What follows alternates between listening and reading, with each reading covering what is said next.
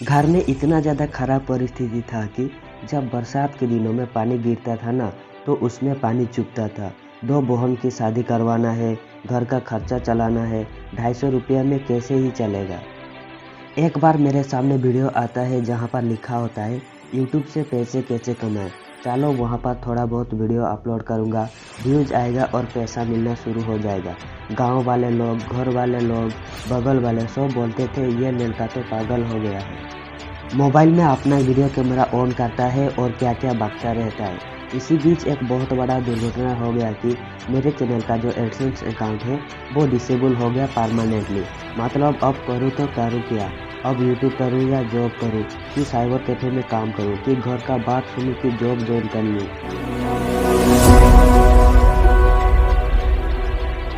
Hello दोस्तों, मेरा नाम है मनोज दे। झारखंड राज्य अंतर्गत धनबाद जिला से बिलोंग करता हूँ, एक छोटे से गांव से। मेरे पापा दोस्तों साइकिल पंचर बनाने का काम करते थे, जो कि 250 रुपया रोजाना कमाते हैं। उनका जो पढ़ा लिखा कम है, लेकिन उनका जो ज्ञान वाली बात है ना, वो काफ़ी अच्छा करते हैं। मतलब लोगों की ज़िंदगी सवार कर सकते हैं अगर बातों को फॉलो किया जाए तो।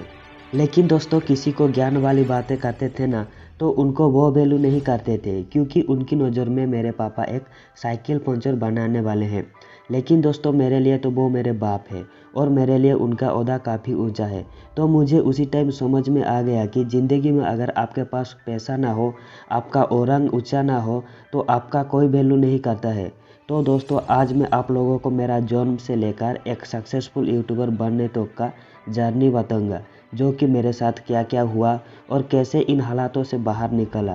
तो दोस्तों इस वीडियो के माध्यम से आपको काफ़ी ज़्यादा मोटिवेशन मिलेगा, जो कि आप करना चाहते हो वो कर पाओगे। तो चलिए, हमारे पास एक ही घर था, जो कि कच्चे मकान मिट्टी का घर था। उसी घर में मेरी फैमिली में मेरी दादी, 2 बहनें, मम्मी पापा और मैं। दोस्तों घर इतना छोटा था और इतना ख़राब स्थिति में था कि बरसात के दिनों में जो पानी गिरता था ना, उसमें से पानी चुभता था। उसी घर में ही पढ़ना, खाना बनाना और सोना भी उसी घर में ही। तो इस तरह से बहुत ज़्यादा ख़राब स्थिति में था।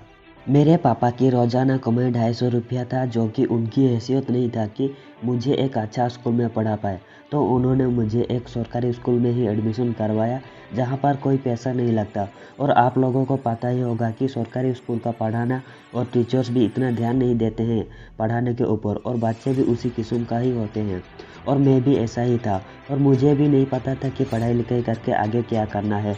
तो फिर पापा ने मुझे काफ़ी ज़्यादा समझाया कि पढ़ाई लिखाई करके आप लाइफ में कुछ अच्छा खासा कर सकते हो। तो मैंने उस टाइम से पढ़ाई में भी ध्यान देना शुरू कर दी कि नहीं, ज़िंदगी में कुछ अच्छा करना है।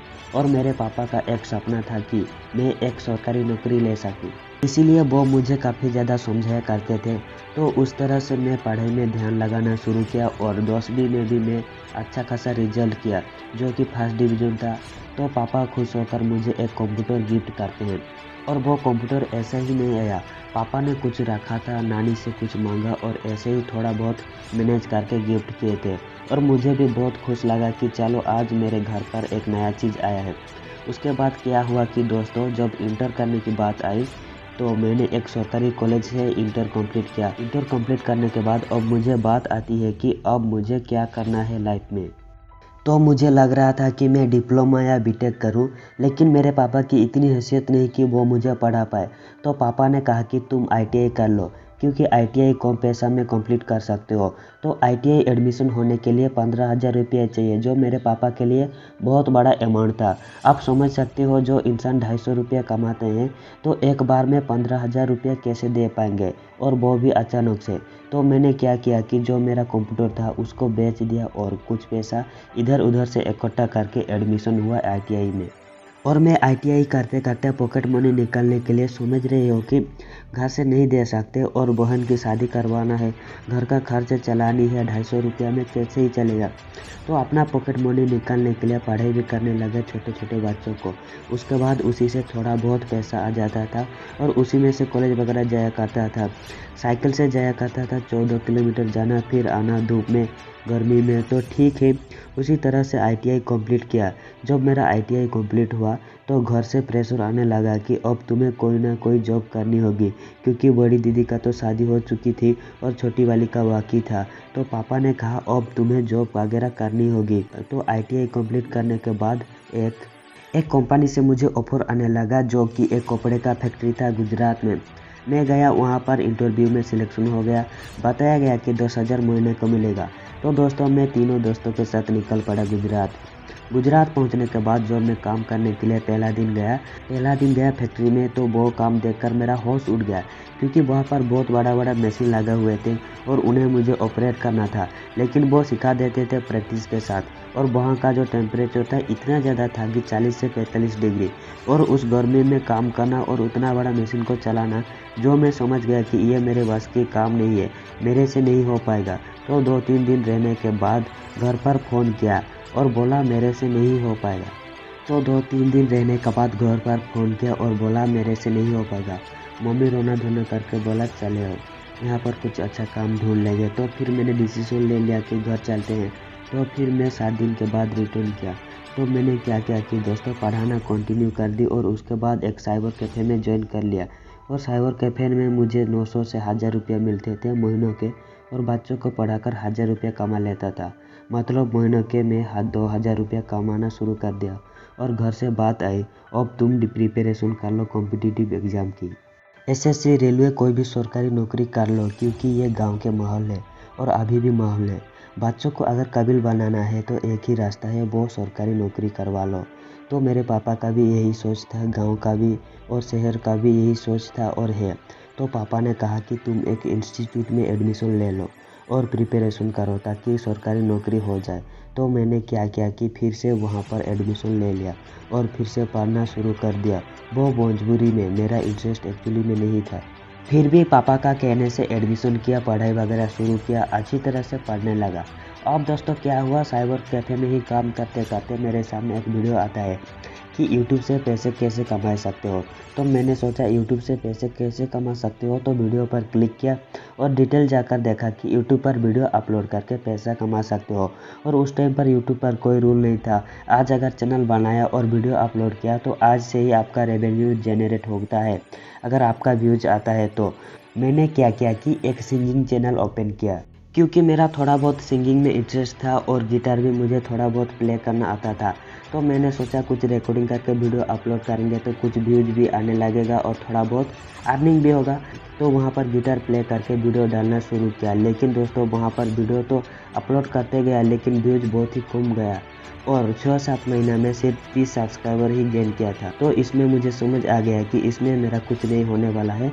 फिर मैंने एक चैनल ओपन किया गांव के कुछ लड़के के साथ, कॉमेडी चैनल अमित भड़ाना जैसा। फिर मैंने कॉमेडी चैनल पर काम किया 6-7 महीने तक, लेकिन उसमें भी कुछ रेस्पॉन्स नहीं मिला। फिर मैंने उसको बंद किया और मैंने सोचा कि ऐसे कौन सा वीडियो बनाऊं जो लोगों को बता सकूं, कुछ जानकारी दे सकूं, क्या अच्छा कंटेंट बना सकता हूं। तो पता चला कि टेक कैटेगरी पर कुछ अच्छा कर सकता हूं, क्योंकि मेरा इंटरेस्ट मैट्रिक से ही फ़ोन में इलेक्ट्रॉनिक गैजेट्स पर ज़्यादा इंटरेस्ट था। तो फाइनली टेक चैनल ओपन किया टेक्निकल मनोज डे नाम से, और उस पर टेक वीडियोज़ अपलोड करना शुरू किया। कोई एप्लीकेशन का रिव्यू करना, फ़ोन के बारे में बता देना, और उस चैनल पर मुझे अच्छा खासा रेस्पॉन्स मिला। ठीक है, तो मैं वीडियो बनाता गया। कंटिन्यू वीडियो बनाता गया, कुछ व्यूज़ आने लगे, एक दिन में $1-2 बढ़ने लगा। तो उसी तरह से चलता रहा। अब उसमें काम करते करते घर से प्रेशर आने लगा कि तुम्हें कुछ करना है, काम करो, 8-10 हज़ार रुपया महीना कमाओ, नहीं तो घर कैसे चलेगा। और मैं तो 2000 रुपया कमाता था, वो तो मेरा पढ़ाई लिखाई में ही ख़त्म हो जाता था। घर पर मैं कुछ भी हेल्प नहीं कर पाता था। तो फिर घर से प्रेशर आने लगा, तो घर में मैंने किसी तरह से मैनेज किया। साइबर कैफ़े में ही काम कर रहा हूँ, फिर यूट्यूब पर भी काम करता रहा। टेक्निकल मनोज डे पर $80 कंप्लीट हो गया। तो मैंने घर पर बोला कि मैं यूट्यूब पर काम करता हूँ और $100 कंप्लीट होने के बाद मेरे अकाउंट में आ जाएगा, तो आप हड़बड़ा मत, मैं यूट्यूब से ही पैसे कमा लूँगा। तो पापा शौक हो गए कि कोई वीडियो अपलोड करके कैसे पैसे कमा सकते हैं। तो बोलने लगा हमको पागल बना रहे हो, उस पर ध्यान मत दो, पढ़ाई लिखाई में ध्यान दो। डांट भी सुना मैं घर पर। फिर मैंने थोड़ा वेट करो, 1-2 महीने में पेमेंट आ जाएगा। तो इसी बीच बहुत बड़ा दुर्घटना घटी कि मेरे चैनल का जो एडसेंस था वो पूरी तरह से डिसेबल हो गया। क्योंकि दोस्तों यूट्यूब का जो गाइडलाइन होता है, जो रूल रेगुलेशन होता है, उसके बारे में मुझे अच्छी तरह से पता नहीं था। उस टाइम बताने वाला कोई नहीं था, उस टाइम यूट्यूबर कोई नहीं थे, तो वो चैनल परमानेंटली डिसेबल हो गया। अब मैं घर पर कैसे समझाऊं कि अब पेमेंट नहीं आएगा क्योंकि डिसेबल हो चुका है। तो 1-2 महीने तक मैं डिप्रेशन में चला गया और मैंने सोचा शायद मेरी किस्मत में यूट्यूब वगैरह नहीं है, पैसे वैसे नहीं कमा पाऊंगा यूट्यूब से। और घर से भी इतना ज़्यादा प्रेशर आ रहा था, साथ ही साथ गाँव वाले लोग, घर वाले लोग, बगल वाले लोग बोलते थे ये लड़का पागल हो चुका है, क्या क्या करता रहता है यूट्यूब पर, मतलब मोबाइल पर कैमरा ऑन करता है और क्या क्या बकता रहता है। सब पागल बोलने लगे। उस टाइम पर मैं भी डिमोटिवेट हो गया कि शायद मैं प्रूफ ही नहीं कर पाऊंगा किसी के लिए कि मैं कुछ कर रहा हूँ। 1-2 महीना में यूट्यूब छोड़ दिया, फिर वही साइबर कैफे में घिसा पीटा जिंदगी, बच्चों को पढ़ाना, वही काम कंटिन्यू करता रहा। उसके बाद मैंने सोचा चलो और एक बार कोशिश करते हैं, क्योंकि उस टाइम जियो फ्री इंटरनेट दे रहा था और डिप्रेशन से निकल के और एक चैनल बनाया जो कि आज आपके सामने मनोज दे वाला चैनल मैंने फिर से ओपन किया। और उस टाइम क्या हुआ दोस्तों इंसिडेंट, यूट्यूब का एक नया रूल आ गया कि आपका चैनल तब मोनेटाइजेशन होगा जब आपका चैनल पर 4000 घंटा वॉच टाइम एंड 1000 सब्सक्राइबर होंगे। वो वाला क्राइटेरिया पूरा करो तब आपका चैनल मोनेटाइज होगा। तो फिर मैंने सोचा शायद यूट्यूब मेरे नसीब में ही नहीं है, लेकिन वीडियोज बनाना शुरू किया और 4 महीने में वो क्राइटेरिया पूरा किया और मेरा चैनल गया रिव्यू पर। और रिव्यू पर मोनेटाइज नहीं हो रहा था, वहीं पर पड़ा रहा और 4 महीने तक रिव्यू पर रहा। एंड घर से और प्रेशर आना शुरू हुआ कि तुम अभी कुछ ना कुछ करो। पापा बोले कि और मेरे से नहीं हो पा रहा है, अब मैं करूँ तो करूँ क्या, यूट्यूब करूँ कि जॉब करूँ कि साइबर कैफे में काम करूँ। बहुत ज़्यादा प्रेशर था उस टाइम पे। कहते हैं ना दोस्तों कि दरवाज़ा को अगर लात मार मार के जब वो टूटने वाले होते हैं तो बहुत से लोग उन्हें छोड़ने की कोशिश करते हैं कि अब नहीं होगा, लेकिन शायद 1-2 बार और मार देते तो वो टूट जाता। अगर चैनल मोनेटाइजेशन हो गया तो पापा से मैंने और 1 महीना टाइम ले लिया कि इस 1 महीने में अगर पेमेंट नहीं आया तो मैं यूट्यूब छोड़ दूंगा और जॉब ज्वाइन कर लूँगा। उस टाइम जो 1 महीने का टाइम था वो काफ़ी ख़राब परिस्थिति में चल रहा था। रात भर नींद नहीं आती थी, मेल वगैरह चेक करता था कि कब आएगा मोनेटाइजेशन के मेल। और उस टाइम भी वीडियोज़ बनाता रहा एंड अपलोड करता रहा। और यूट्यूब पर जो वीडियो बनाता था वो एक छोटी सी फ़ोन से बनाता था, मेरे पास कुछ भी इक्विपमेंट, सस्ता सा स्मार्टफोन था, वीडियोज़ बनाता था और कभी कभी आउटडोर में। ये लोग ना देखे मुझे क्योंकि वो तो मुझे पागल समझते थे, क्या कर रहा है नहीं कर रहा है। उसी बीच 1 महीने तक वीडियोज़ बनाता गया। फाइनली एक दिन ऐसा आया कि सुबह मेरे पास एक मेल आता है कि यूट्यूब के तरफ से मेरा चैनल मोनेटाइजेशन हो गया। उस टाइम मैं काफ़ी ज़्यादा खुश हुआ कि इतने ज़्यादा खुश हुआ कि किसी से जाहिर ही नहीं कर पा रहा था, क्योंकि कोई समझता भी नहीं था यूट्यूब आखिर क्या होता है। तो फाइनली चैनल तो मोनेटाइज हो गया। मोनेटाइज जब हुआ तो मेरे चैनल पर 33,000 सब्सक्राइबर थे, जो कि 8 महीने के बाद मेरा चैनल मोनेटाइजेशन हुआ।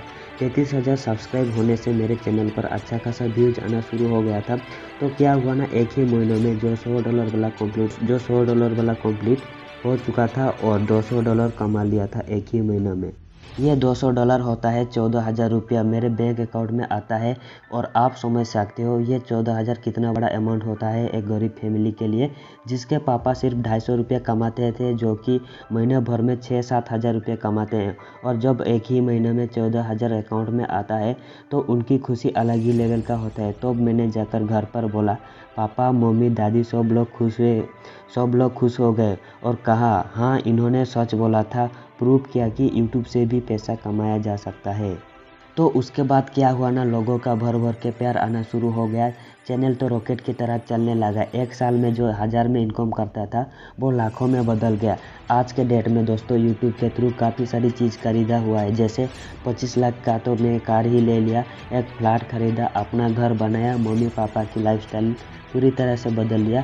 कच्चे मकान में रहता था, आज अच्छा खासा घर में रहता हूँ, नया घर भी बनवाया, लैपटॉप, महंगा फ़ोन, सब कुछ आज का डेट पर है। मतलब हर एक चीज़ है। तो दोस्तों यूट्यूब से तो काफ़ी कुछ अचीव किया है, लेकिन मेरे लिए सबसे बड़ी अचीवमेंट थी कि मेरे पापा को रिस्पेक्ट दिलवाना। जब मेरे पापा पंचर बनाते थे तो उस टाइम मेरे पापा की बातों को कोई वैल्यू नहीं करते थे, मैंने जैसे बताया। और आज के डेट पर लोग उनके बातों को अच्छे से सुनते हैं, तो ये मेरे लिए सबसे बड़ा अचीवमेंट था। आज वो लोग बोलते हैं देखो वो मनोज दे का पापा है, तो आज मेरा नाम से पापा का पहचान आता है, तो ये मेरे लिए बहुत बड़ी बात है। एंड आप लोगों के दिल में भी ये बात होनी चाहिए, आपके थ्रू आपके पापा का नाम आए, ये बहुत बड़ी अचीवमेंट मेरे लाइफ में। तो दोस्तों, आप लोगों का मन में एक डाउट अभी भी होगा कि आप तो यूट्यूबर बन गए क्योंकि उस टाइम कंपटीशन कम था और आज बहुत ज़्यादा कंपटीशन है। लेकिन ऐसा सीन नहीं है, जब मैं यूट्यूब पर आया था तो भी कंपटीशन था और आज भी है। अगर आप चाहो तो कंपटीशन नहीं है, सब आप पर डिपेंड करता है। बस आपके पास 3 चीज़ होना चाहिए, पेशेंस, लगन और मेहनत। अगर ये चीज़ है तो आप एक यूट्यूबर बन सकते हो। तो दोस्तों, मैं आपको एक लाइन बताना चाहता हूँ, देखिएगा कि लोग हमेशा अपनी किस्मत को दोष देते हैं। मेरी किस्मत में शायद ये नहीं है, मेरे से ये नहीं हो पाएगा, तो किस्मत जैसी कोई बात नहीं, आप जैसा काम करते हो ऐसा ही मिलेगा। तो दोस्तों, कुछ ज़्यादा सोचना नहीं है, अपना लाइफ में तो कुछ करना है, उसमें लगन लगाइए, मेहनत कीजिए और फोकस कीजिए। पढ़ाई के साथ साथ यूट्यूब को एक पार्ट टाइम कर सकते हो, तो करते रहो और आप भी एक अच्छा खासा मुकाम हासिल करो। तो दोस्तों, इस वीडियो के थ्रू अगर आपको थोड़ा सा भी मोटिवेट मिली होगी तो प्लीज़ यार वीडियो को ज़रूर लाइक करना एंड अपने दोस्तों के साथ ज़रूर शेयर करें। एंड आप लोग अगर इस चैनल पर पहली बार आए हो ना, चैनल को ज़रूर सब्सक्राइब करें। Thank you, all the best, God bless you.